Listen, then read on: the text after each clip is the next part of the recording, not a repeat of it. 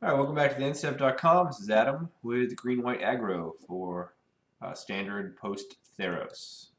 We have some number of proxies in the Boon Satyrs, Fleece Mane Lions, and I still don't have a playset of Archangel Thunes. But it's a pretty straightforward deck. It's just green-white aggro. It's all fours, including four Gilgates, which are generally awful in this style deck, but we have no mana fixing for green-white.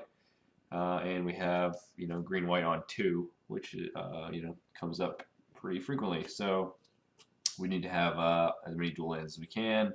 It's definitely going to punish us on occasion, but we'll see what happens. It's heavy 2 drops. I did that on purpose, kind of in concession to the Guildgate, so I could put like Mana Guy, Guildgate turn 2, and then a 2-drop as well. And then same thing with the 3 drops. I can take that with a Mana Guy to play a Guildgate. So we have 8 flash guys, 12 including the Knight off the Selesnya Charm. So we can get a little tricky, have a little bit of play to the combat, which is nice for the style deck. We have very little removal. The only thing on the one side of the Selesnya Charm for bigger things.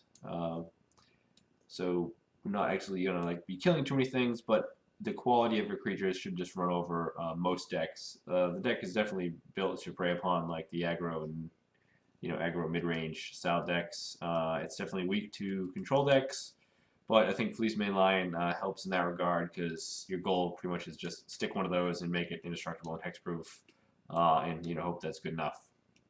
The number of sack outlets is way down right now in standard, so he's definitely better there.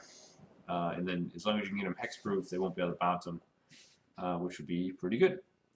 We're playing, as I said, all 8 of the duels available to us. We will have another one after the next set with the temple.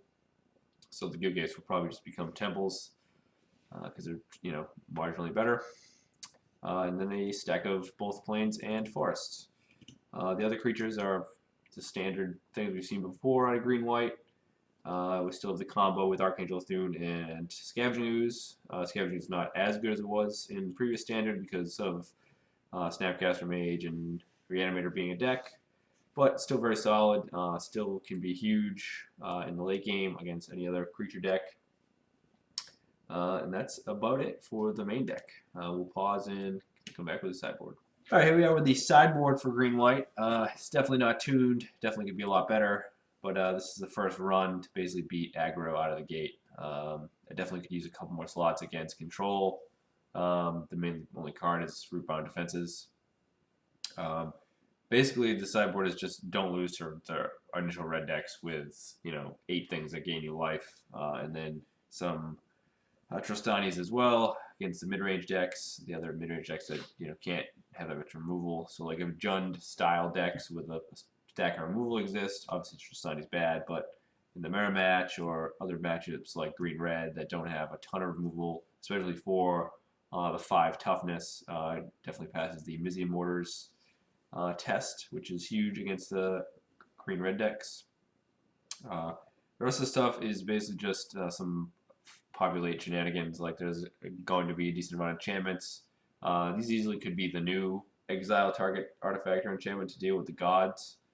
But we'll see how much play the gods see. The red one obviously will, but we don't know too much about the other ones in terms of constructed play. If they become very played, then obviously those need to become the exile because destroy does not work on them. The fog with populate is just like another thing to not lose to the aggressive decks. It's obviously something that could change very easily and will change once I figure out what the metagame is doing. That's basically it. Sideboard consists of gaining life and trying to prevent your guys from dying. That's about it.